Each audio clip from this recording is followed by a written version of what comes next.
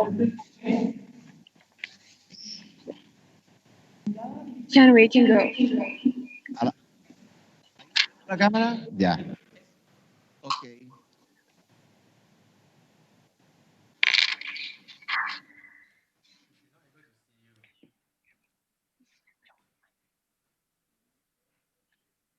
Please welcome now, in conversation with the President of Chile, Tian Wei of CGTN, on the challenge of inclusive growth. Over to you, Tian Wei. Welcome to the session on the challenge of inclusive growth. My name is Tian Wei, moderator and host of World Insight with CGTN, here based in Beijing. It's such an honor to host the session with Mr. President coming from the Republic of Chile, His Excellency, Mr. Sebastián Piñera. Mr. President, what a pleasure. Wei, good morning, good night, good evening, whatever. Here we are in the springtime and taking advantage of a beautiful morning, and we are ready to talk about the future. The future and the inclusive growth, as that is the key word in our topic today. How do you see the issue of inclusive growth at the time we were facing the huge challenge of COVID-19, Mr. President? Well, first of all, I think that growth has to be inclusive and sustainable. Otherwise, there will be no growth. And we better understand that. The sooner, the better. Now, of course, we are facing huge challenges, like the pandemic of the coronavirus, the international economic recession. But even in the middle of these hard times, we should never forget that growth has to be inclusive and sustainable. First of all, I remember when in 1994, when the APEC was created in Indonesia, we set the core values of APEC. And among those core values were, first of all, equal partnership, shared responsibility, mutual respect, common interest, and common benefit. And to achieve those goals, growth will have to be much more inclusive and much more sustainable than what we have done up to now. Mr. President, it's wonderful that you are reminding us of those important goals. Having said that, though, how to implement those goals into real actions? How do you see the challenges and the opportunities that are existing in your country right now? Well, Chile has had a very good period in the last 30 years. When we recovered our democracy in 1990, up to now, we have experienced a good process because we recovered our democracy in a peaceful way. We were able to multiply by 5 our per capita income.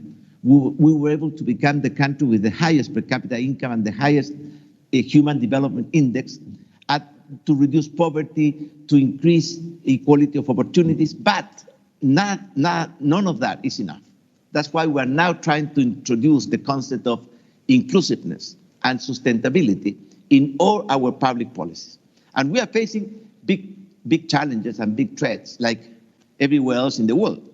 Of course, we are facing this pandemic. Fortunately, we have had 5 months of improvement in terms of less people getting contagious, less people losing their lives. And that's something that we have to keep because we know that the second wave is always a threat. And at the same time, we're trying to recover our economy and recover our capacity to create jobs. Those are the main targets and the main goals that we are pursuing in the Chilean situation. Mr. President, you mentioned several priorities of your work right now in your country. Let's look at some of those one by one. The pandemic situation. Now, your country has been cooperating with a number of pharmaceutical companies around the world on the vaccines and also testing of vaccines. How do you see the speed of vaccine development, and how do you see the potential of your country to be able to receive the vaccines and to be able to vaccinate your people in an efficient way, Mr. President?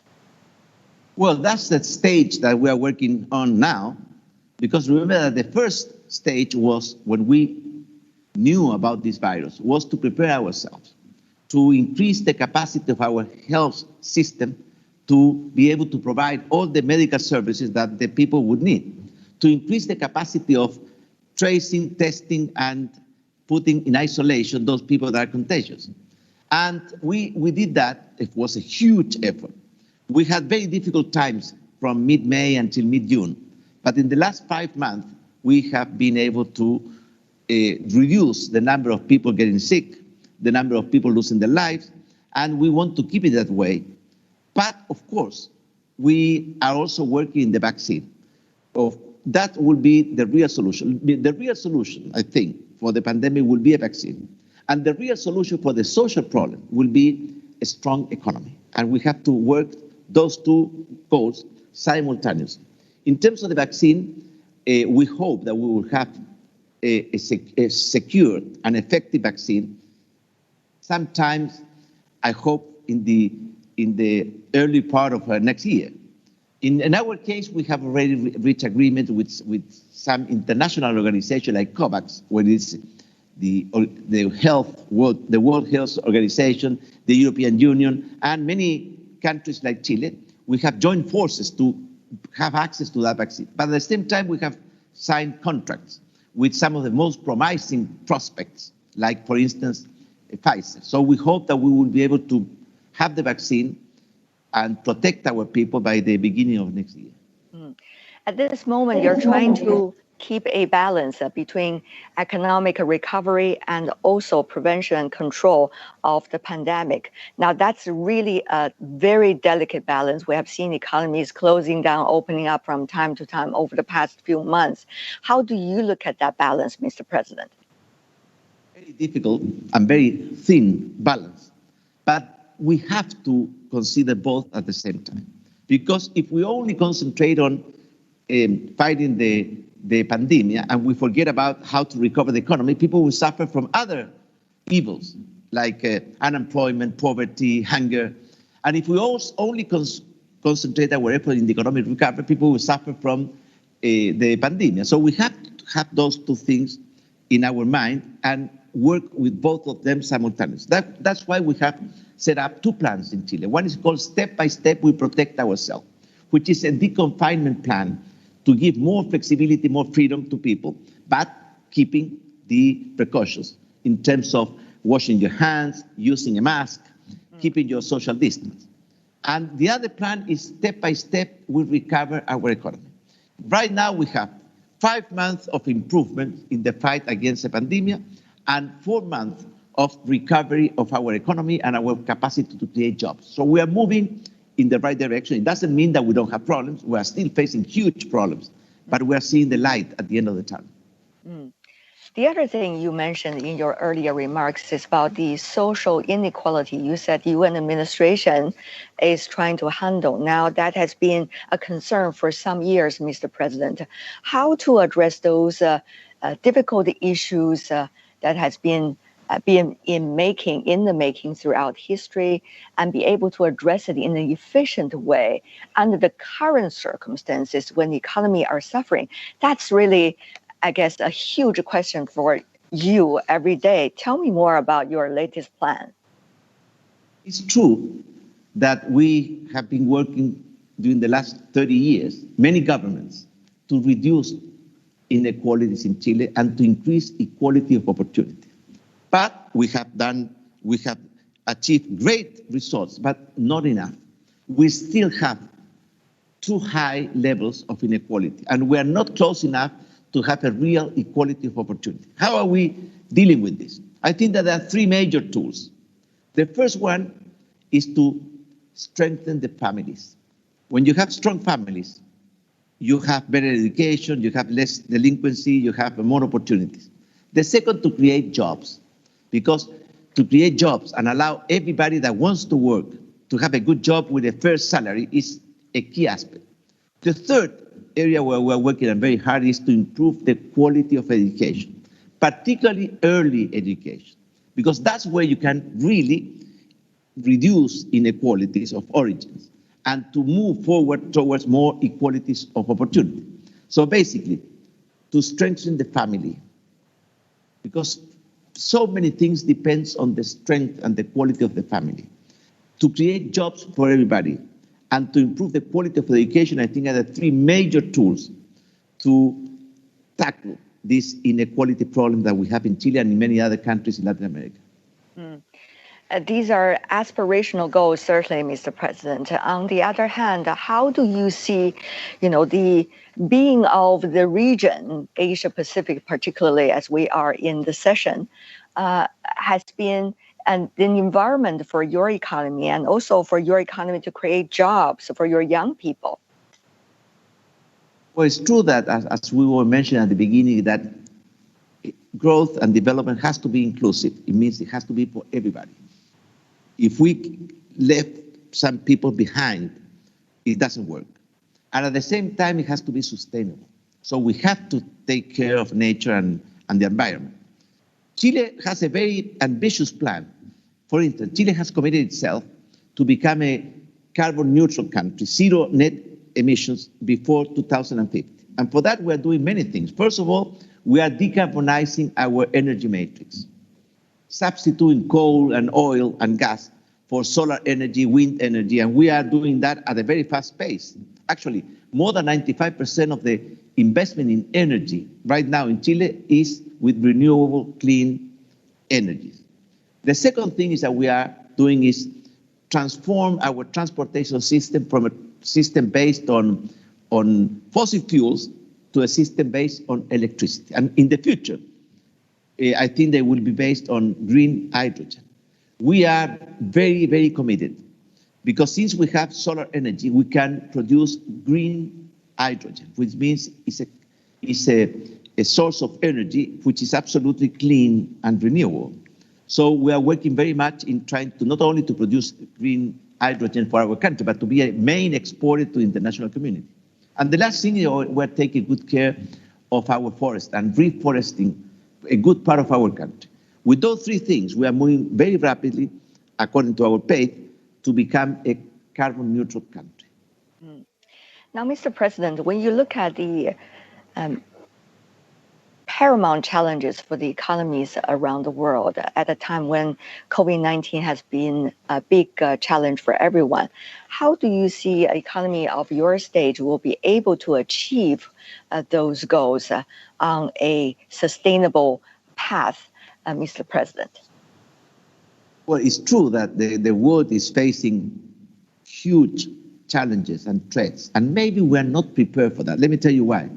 I think that now, when we are facing global warming, climate change, coronavirus pandemic, is when you need more than ever the collaboration with the international community. And really, I see that the two superpowers, the US and China, that should be leading this effort to control climate change and global warming, to collaborate to tackle with the pandemic, are not collaborating enough. That's why I think that we need a new governance, a new international governance, because what we have now is not enough. For instance, the World Health Organization is very weak, and we have to understand that to tackle and to face the huge challenges that we are facing now, we need collaboration, we need multilateralism. It cannot be solved by each country on its own. We need collaboration, and we're not having the kind of collaboration that is necessary. For instance, in the case of the pandemic, we are not seeing that collaboration. In the case of free trade, we are not seeing that collaboration. In the case of global warming, we are not seeing that collaboration. I think that the world has to wake up and understand that to face the challenge of today and the opportunities of tomorrow, we need a stronger international governance and more collaboration, particularly between the superpowers. Mr. President, over the past few days, I've been talking to business leaders and also some political leaders to prepare for today's discussion. Some of them have also been talking and also articulate things in the way you just did. And some also pointed out there is an opportunity now. It seems to be opening there for major powers to cooperate and also for the improvement of international governance. Your thoughts? Well, I think that we have to rethink the whole international architecture, which was built after the Second World War for a different world.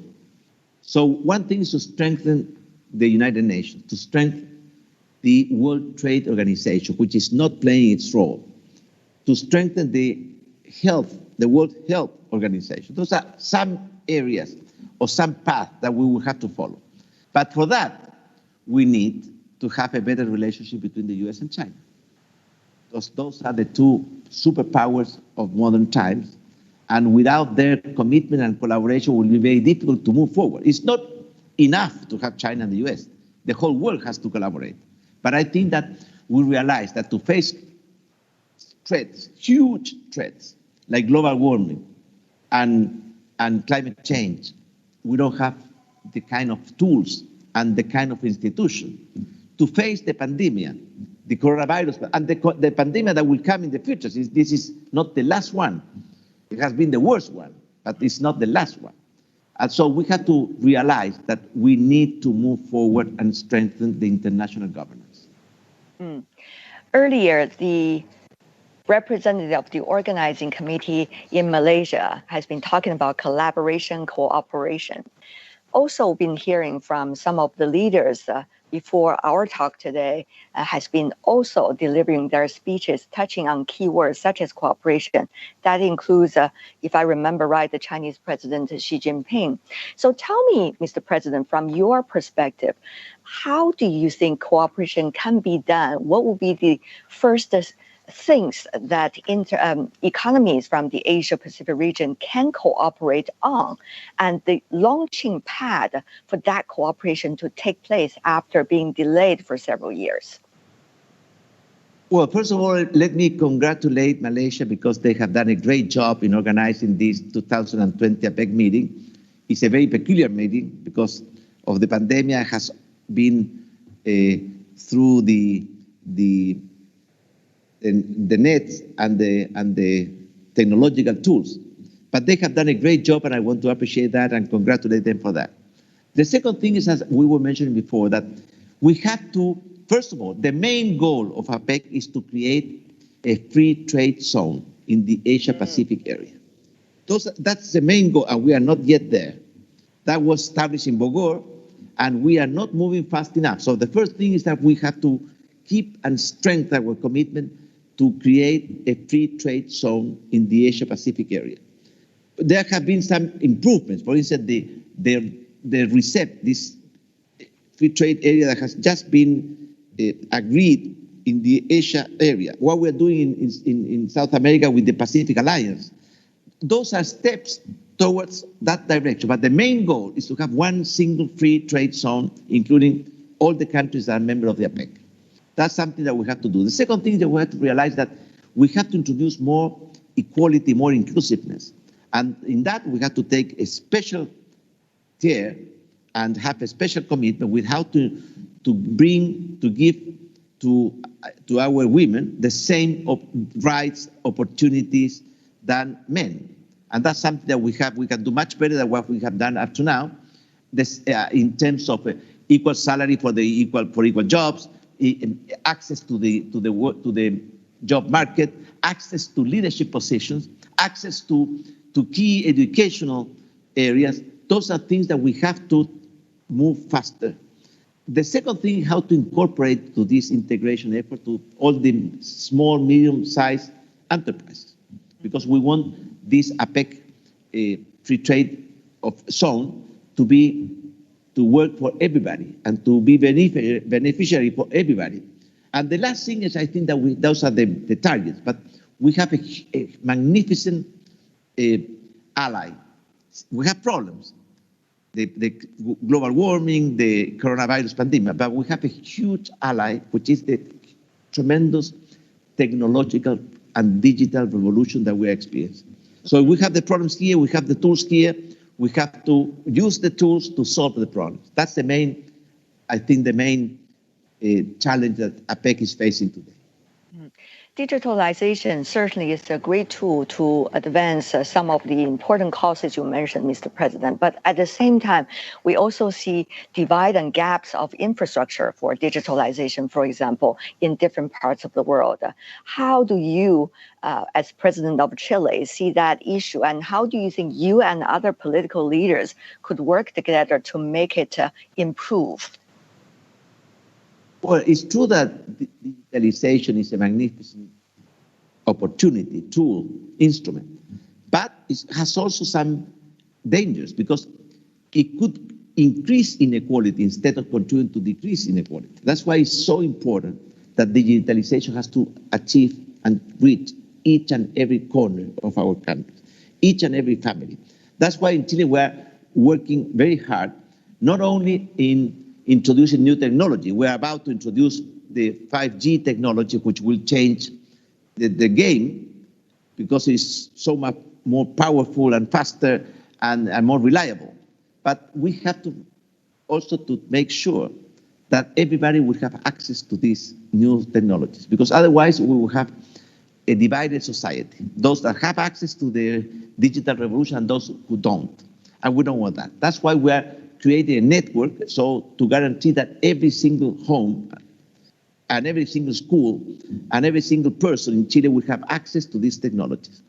And the other things that we want to connect, that's why we are working very hard to have a submarine cable that will connect South America with Asia. And therefore, we don't have to rely or to go through the US or Europe in order to reach a direct connection with Asia. Those are grand goals. How long do you think that can be achieved, Mr. President? 5G, we hope that that we are already in the auction process. So we hope that 5G technology will be available, will start to be available in Chile next year. And we also think that the international cable, the submarine cable, that is a joint effort between Brazil, Chile, and other Latin American countries, will be in place in the near future. How do you see, sir, the synergy within your region, Latin, for example, about trade, about narrowing the divide of digitalization, about reaching out to create more free trade and trade for mutual benefits? Well, we have a lot to do to increase the opportunity for free trade based on rules and with strong institutions that can guarantee that trade will be fair and that the rules will be respected. How to take advantage of that? Of course that the digitalization revolution will facilitate. It will be, I hope that someday to sell one product from one neighborhood to another neighbor in Chile will be as easy as to sell that same product from a Chilean neighborhood to a Chinese neighborhood. And digitalization and a uniformity of process and systems and rules will facilitate that. So at one day, free trade will be really free trade, and we will be able to access the best offers all over the world to satisfy the needs of the customer all over the world. By the way, just for your information, Mr. President, the Chilean wine and also the berries coming from your country are selling very well in my parts of the world. And of course, so are your other partners in Latin America and other trading nations with China. Well, but by the way, Chilean wine is very good for your health, but you have to consume wine carefully. Okay, another fine balance, as you said, Mr. President. Now, there's another issue. Many of us are extremely curious about what happened last year and whether we will be able to travel to Chile in the future, because last time we missed the APEC meeting. So can you tell us about the latest development? Well, as I was telling you before, in the last 30 years, Chile has made great progress in terms of recovering and strengthening our democracy, in terms of economic development, in terms of reducing poverty, in terms of increasing opportunity, increasing our life expectancy. But it doesn't mean that we don't have troubles. We had some problems, particularly that we still have excess inequality, and we need to have a more inclusive society. And that was, you know, that we were organizing the 2019 APEC meeting and the 2019 COP meeting. And we have to postpone both of them because we had some social unrest and many problems in Chile that we are facing. How have we facing that? First of all,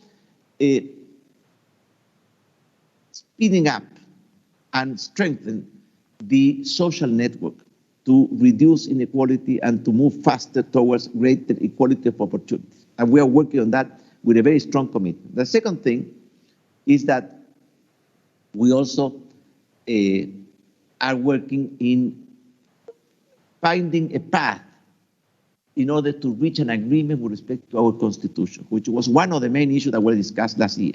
Now we have an agreement. We had a constitutional reform, which was plebiscite on October the 25th. It was approved, the path, by a huge majority of Chileans, almost 80%, and we're following with that path to reach a new agreement with respect to our social pact, to respect to our constitution. So that we are doing that within the democratic system, within the rule of law.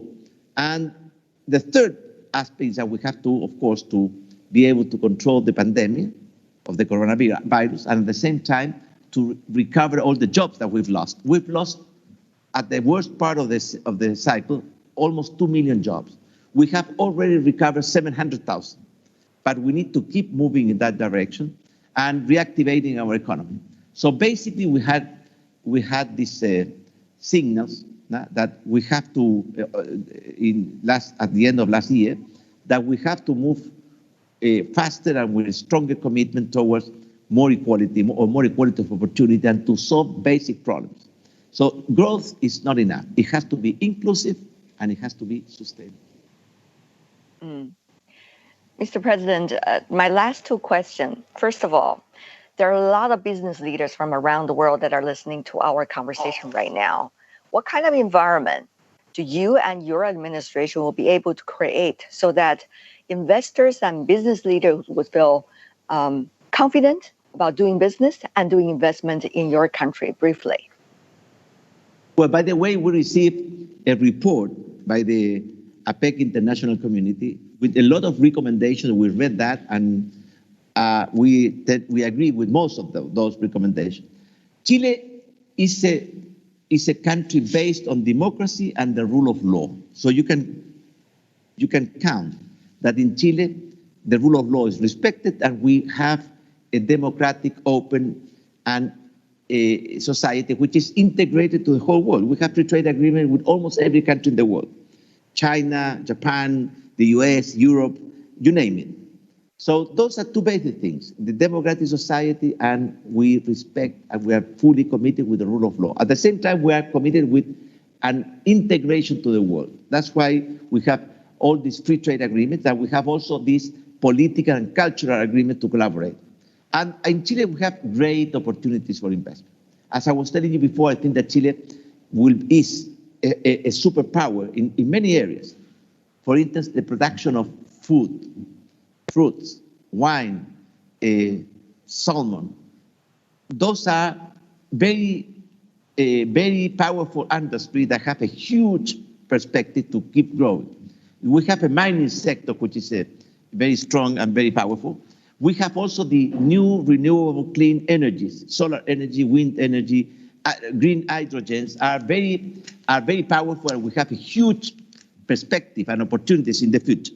So it's very important that for investors that want to come to Chile, that they are fully aware that they will find a democratic country with the rule of law and huge and great opportunity to invest. So let me tell you that all those investors are welcome to Chile.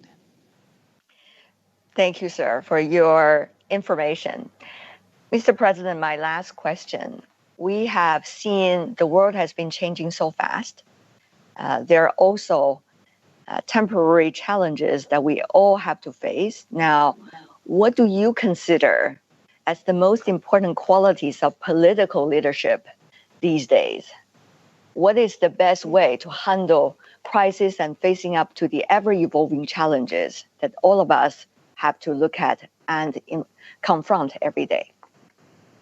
I think it's a paradox, because we have never had so much and powerful tools, technology, science, to keep going.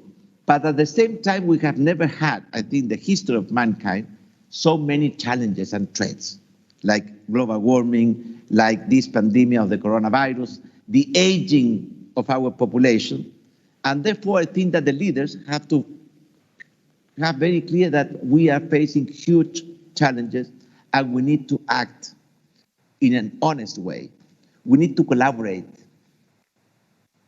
We need to collaborate because these problems will have to be faced with collaboration. And I think that trust and the knowledge and comprehension of the huge challenges that we are facing and the will to act, for instance, in terms of climate change, science has spoken loud and clear. We are in a very risky path towards catastrophe. We need to change the course of history. The time for diagnosis is over. Now is the time for action because we don't have time. We are running out of time. And I think that in that area, we're not receiving the message. The people, particularly the young people, have asked us, have urged us as a moral challenge to move faster and tackle this problem with more will. And at the same time, we have all the tools and the technology to be effective in this challenge. So that's an area where we know that we have to move forward. We have the tools to do it, but for some reason, we are not doing what we have to do. Those are an area where collaboration between the leaders is absolutely key. And the same thing, and I think that the coronavirus pandemic has learned us, has taught us the importance of international collaborations and the importance of acting in an urgent way because we don't have time to waste or to spend with respect to the global warming challenge or with respect to coronavirus challenge. Well said, Mr. President. Clear mind, efficient actions, honesty, and certainly collaboration. Thank you so much for sharing those keywords with us. Wei, thank you very much. And I would like to thank all the people that have been listening for the patience. Sebastián Piñera, the President of the Republic of Chile, what a pleasure. Thank you. Yes. Ladies and gentlemen.